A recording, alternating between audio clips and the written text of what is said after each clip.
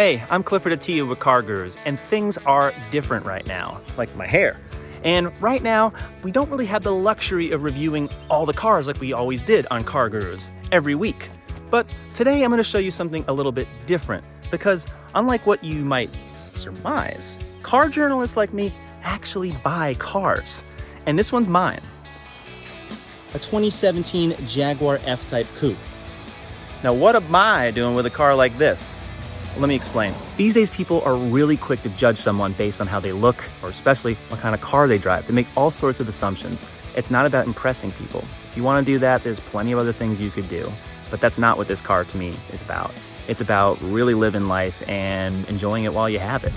So, my must-haves when buying an F-Type was the Active Sport exhaust. Now, it was standard on manual transmission cars, the S models and R models, but on the automatic base cars, the V6 models, was still an option.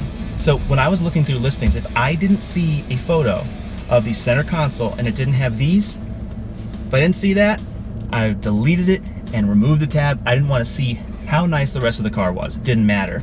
Another must-have was that the price had to be below $80,000. Now that's already a really high level, but on an F-Type, it's not hard to go well beyond that and above $100,000. They were showing me listings for like $87,000. It's like, yeah, I would love to have leather all over the roof. I would love to have the upgraded ambient lighting and, you know, another 100 horsepower, but I really don't want to pay for that.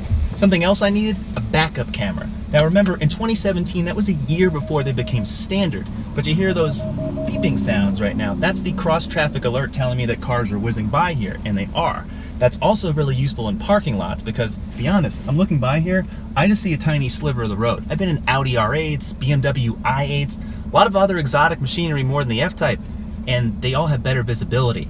And the reason being is that gorgeous outside, that beautiful C-pillar that tucks into the tail, that's basically one solid piece, one solid form. It's gorgeous, absolutely stunning, but you can't see through it, right? I'm not Superman here. All right, let's go for a little ride.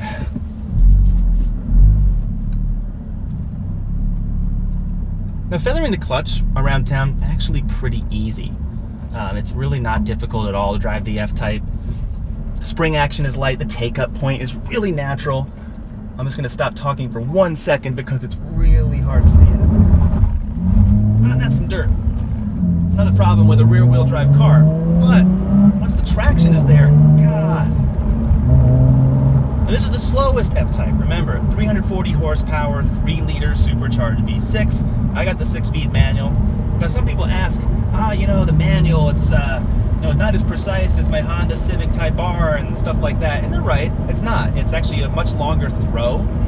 It's a little rubbery because guess what? It's the same ZF 6-speed that you'll find in some turbocharged BMWs. So it's identical to those cars. But I don't think the feel is really a bad thing. It just makes it easy to drive all the time. I don't mind the longer throws. Now if you do, you can change the shifter and stuff like that. Yeah, there's different things that you can have, like auto rev matching. This car doesn't have that because Jaguar figures you can do all that yourself if you bought the manual, and I agree. Why not do it yourself? I don't need to have the computer doing anything. One thing I do like is the hill hold, and which holds the brakes for a couple seconds when it detects you're on a hill so you don't roll back.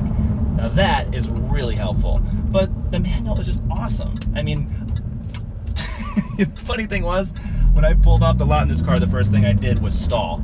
And that was pretty embarrassing, and then I left and I was like, this is one giant mistake. I shouldn't have bought a manual, and I shouldn't have paid any money for a car like this. I don't need to be in it. What am I doing? I was like, giant, crazy error. Bring it back, return it. But thankfully, I got used to the car, and when I brought it home, I was like, you know what? This was a great idea, and I'm never regretting it.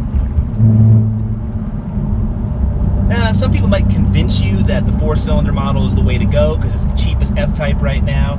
It's a little more efficient, it's lighter, which means it handles a little better. It's almost as quick as the V6.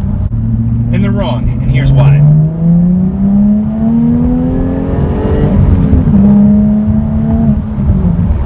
Oh, God. It just doesn't get old.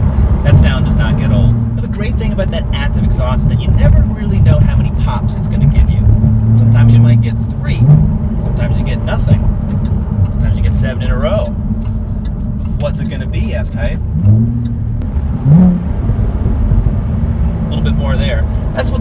this car. You just don't know what to expect. When you're in a Porsche 911, everything is really programmed. Certain cars like that, they just go da-da-da-da-da after every shift, after every throttle overrun. It doesn't matter what you do. It's always the same. And that seems kind of robotic fun, but it's just too expected.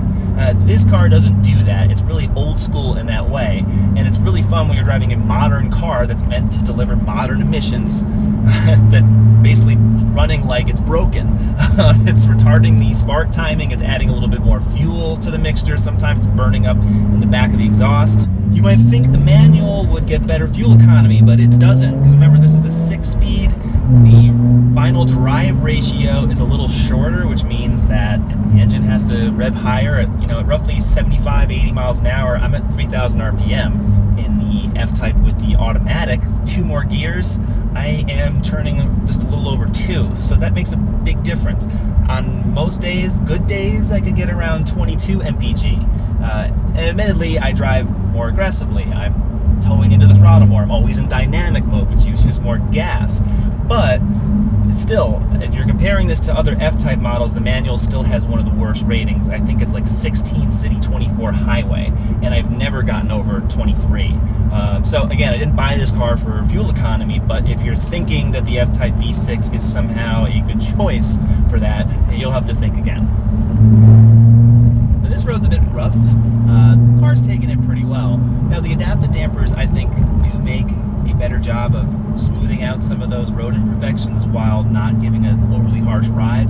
But the fixed springs that I have, they're going to be, I hope, more affordable to service over the long run. The suspension, a bit firm sometimes, but for the most part, it doesn't crash, it doesn't bang.